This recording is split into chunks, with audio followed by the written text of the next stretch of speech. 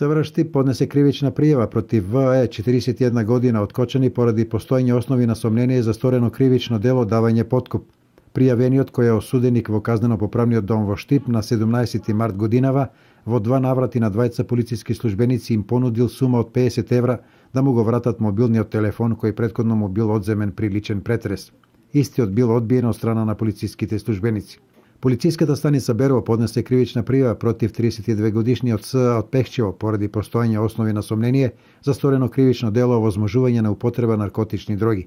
На 30 ноември лани, од страна на полициски службеници на улица Правомајска во Пехчево бил затекнат Б.Ј. од Делчево, а од преземени мерки било утврдено дека пријавениот С.А. на лицето Б.Ј.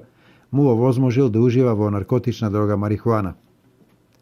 Полициската станица Берово поднесе кривична пријава против ГГ 27 години од Скопје поради постоење основи на сомнение за сторено кривично дело овозможување на употреба наркотични дроги.